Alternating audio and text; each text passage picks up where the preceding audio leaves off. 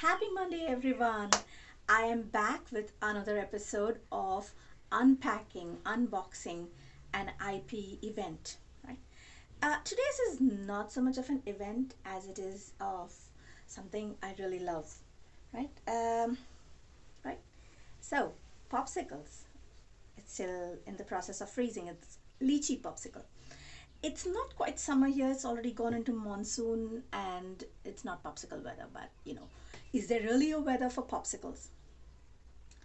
In 1905, Epperson uh, left a soda, a carbonated drink. In those days, you used to get this soda and you mix it with water and you make a drink on the spot, like a carbonated beverage for yourself. So he left this carbonated beverage with a stirrer on his front porch. Now, the story goes that this was in San Francisco, but 1905, the temperature never really dropped to freezing in San Francisco. So, there may be a bit of a masking of or retelling of events, a bit of fictional component to it. But of course, those are the things that make stories sell, right? So, 12-year-old Epperson left his soda, water, and stirrer out on the front porch in San Francisco in 1905. He wakes up next morning and he finds frozen popsicle, which he called, unfortunately, Eppsicle in those days. And he started selling it, Eppsicle, at fairs, church fairs, and county fairs and amusement parks that were there in those days. And it did really well, right?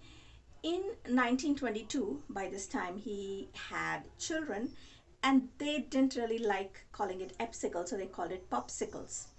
And unfortunately, so he started selling it under Popsicles, but unfortunately, the Popsicle company started using the word popsicle and had it trademarked before Epperson. Right? And so he never really got the trademark for popsicle, and he later on he regretted it. He said that, oh, I wish I had trademarked popsicle, the word popsicle, right? So we have a patent, we have a trademark, and we have, of course, the design of the box, and then we have a trademark war in the back, where for a long time he tried to negotiate with the popsicle company, and in the end decided to sell all his rights.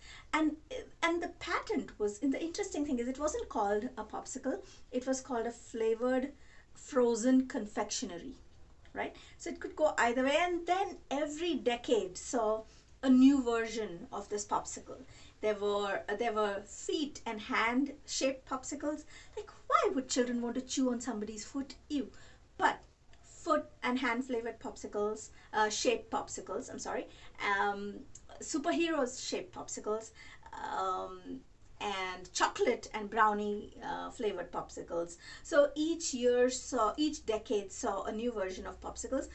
I must say that at the time that this whole popsicle trademark war was going on, there was your regular ice cream with the coated chocolate coating, vanilla ice cream with a chocolate coating, or chocolate ice cream with chocolate coating, sold on a stick. So that also came into play, but neither